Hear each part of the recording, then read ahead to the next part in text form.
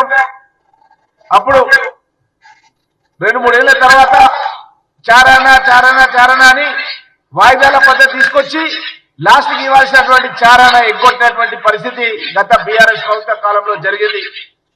అసలు అది రుణమాఫీ కాదు, ఒక వడ్డీ మాఫీ పథకంగానే గత ప్రభుత్వం లోపల వాళ్ళు పాక్షికంగా మాత్రమే అమలు చేస్తే మా గౌరవ ముఖ్యమంత్రి రేవంత్ రెడ్డి గారు మాట ఇస్తే మడమ తిప్పడు అన్న మాట ప్రకారం 15 ఆగస్టు కల్లా ఇస్తామని చెప్పినాం. 2 లక్షల రూపాయలు ఏకకాలంలో మాఫీ చేయడం జరిగింది. గతంలో కూడా మన్మోహన్ సింగ్ గారు ప్రధానమంత్రిగా ఉన్నప్పుడు ఏకకాలంలో 1 లక్ష రూపాయలు 2008 సంవత్సరంలో మాఫీ చేయడం జరిగింది. అప్పుడు దీర్ఘకాలిక రుణాలు మాఫీ చేసినాం, స్వల్పకాలిక రుణాలు మాఫీ చేసినాం. అదేవిధంగా ఇప్పుడు రైతు భరోసా కూడా 15,000 రూపాయలు ఇస్తామని చెప్పి 12,000 రూపాయలు ఇస్తామని చెప్పి గగ్గోలు పెడుతున్నారు. హరీష్ రావు గారు, మీరు ఎందుకు గతం లోపల మీరు ఇష్టమన్న 1 లక్ష రూపాయలు ఎందుకు వాయిదా పద్ధతిలో తీసుకొచ్చినారు? మేము ఎంతమంది రైతులు ఎంత వ్యవసాయం చేస్తే అంత వ్యవసాయానికి 12,000 రూపాయలు ఇస్తామని చెప్తాం. అన్లిమిటెడ్ గా వ్యవసాయం చేసే ప్రతి రైతుకు ఎకరాకి 12,000 రూపాయలు ఇస్తామని చెప్పినాం. అదేవిధంగా భూమి లేని నిరుపేదలకు రైతు కూలీలకు సంవత్సరానికి 12,000 రూపాయలు ఇస్తామని చెప్పినాం. కొత్తగా రేషన్ కార్డు మంజూరు చేస్తున్నాం. ఈ యొక్క 26 జనవరి అంటే డైమండ్ వజ్రోత్సవాలు జరుగుతున్నటువంటి సందర్భంలో ప్రజలకు ఇచ్చేటువంటి హామీలన్నింటినీ కూడా అమలు చేస్తూ ఆల్రెడీ ఇందిరమ్మ కట్టించడానికి అని చెప్పి ప్రతి ఇంటికి వెళ్ళి సర్వే చేస్తున్నాం. ప్రజాపాలన ఎవరైతే దరఖాస్తు చేస్తున్నారో ఇందిరమ్మ ఇళ్ల గురించి వాళ్ళకందరికీ కూడా ఇంటింటికి సర్వే కార్యక్రమం నిర్వహించి ఎవరైతే పేదవాళ్ళు, ఇల్లు లేని వాళ్ళు, బండలీలో ఉన్నవాళ్ళు, పెంకుటిల్లో ఉన్నవాళ్ళు, గుడిసెల్లో ఉండేవాళ్ళు, రేకుటిల్లో ఉండేవాళ్ళు వాళ్ళందరూ కూడా పక్కా ఇల్లు నిర్మాణం చేసే కార్యక్రమాన్ని ఎస్సీ ఎస్టీలకి 6 లక్షలు, బీసీలు ఇతరులకి 5 లక్షలు పెట్టి కట్టించే కార్యక్రమాన్ని స్టార్ట్ చేస్తాం.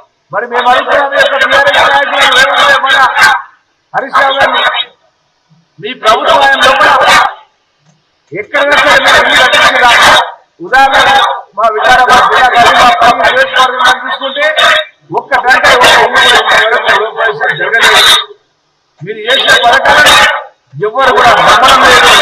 ఇవన్నీ కూడా తెలిసి ఏసీబీ వాళ్ళు ప్రశ్నలు అడుగుతున్న ఉద్దేశంతో ఒక అడ్వకేట్ తీసుకొచ్చి బయట కార్యక్రమమైనటువంటి ఈ యొక్క కేటీఆర్ ఈ విధంగా మా యొక్క ప్రభుత్వం పైన గతంలో ఏమన్నారు, ఇది లొట్టపీస్ కేసులు పెట్టామని చెప్పారు.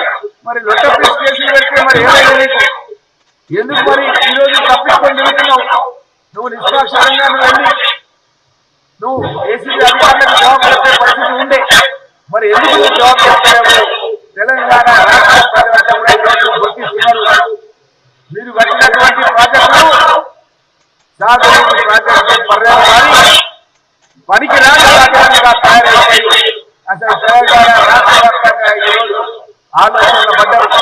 మీరు అయితే పాలమూరు రంగారెడ్డి గారు దానికి అనుమతులు లేవని చెప్పి ఇప్పటికి కూడా దానికి కేంద్ర జనసంఘం వాళ్ళు కానీ పక్క రాష్ట్రాల వాళ్ళు కానీ పదే ఈరోజు మాట్లాడుతుంటే మీరు ఏ విధంగా ఈ యొక్క నదులకు సంబంధించినటువంటి నిధులను దుర్వినియోగం చేసేది అని చెప్పి ఈరోజు రైతాంగం అంతా కూడా బాధపడుతున్నటువంటి సందర్భంలో ఈరోజు మనమంతా కూడా గమనిస్తున్నటువంటి విషయం.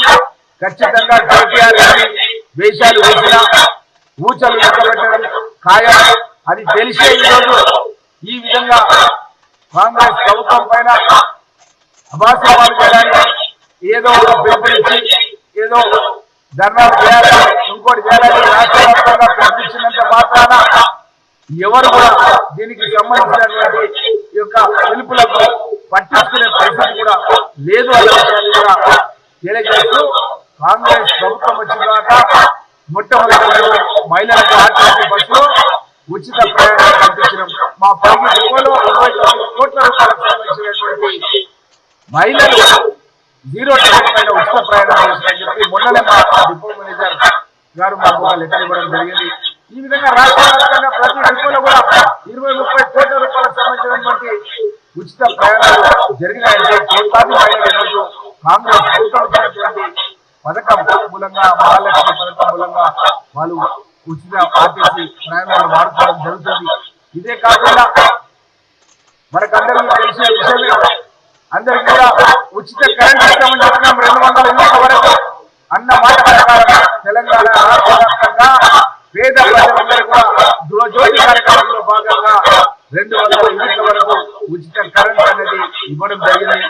రైతన్నలకు 2 లక్షల రూపాయలు రుణమాఫీ చేస్తామని చెప్పడం దగ్గర 21,000 కోట్ల రూపాయలు నేను శాసనసభ సాక్షిగా ప్రతి నియోజకవర్గానికి 200 నుంచి 300 కోట్ల రూపాయలు రుణమాఫీ అయిన విషయాన్ని నేను శాసనసభలో చాలా వివరంగా చెప్పడం జరిగిందన్న విషయాన్ని కూడా తెలియజేస్తూ, అదే కాకుండా ఎవరైతే రైతులను వరి పండిస్తున్నారో వారికి అందరూ కూడా 500 రూపాయలు ఒక్కొక్క క్వింటల్ కు బోనస్ గా ఇస్తామని చెప్పి మేము 6 గ్యారెంటీలు అయితే చెప్పామో అన్న మాట ప్రకారం ప్రతి రైతు కూడా క్వింటల్ కు 500 రూపాయల వరకు కూడా బోనస్ కూడా ఇవ్వడం జరిగిందన్న విషయాన్ని కూడా తెలియజేస్తూ, తప్పకుండా రైతులకు ఇచ్చినటువంటి 6 గ్యారెంటీలను కాంగ్రెస్ ప్రభుత్వం గౌరవ ముఖ్యమంత్రి రేవంత్ రెడ్డి గారి నేతృత్వంలో పూర్తి చేస్తున్న పూర్తి విశ్వాసంతో తెలంగాణ ప్రజలను రేపు జరగబోయేటటువంటి స్థానిక సంస్థల ఎన్నికల్లో కాంగ్రెస్ పార్టీకి పట్టం పెట్టడానికి తెలంగాణ రాష్ట్ర ప్రజలంతా కూడా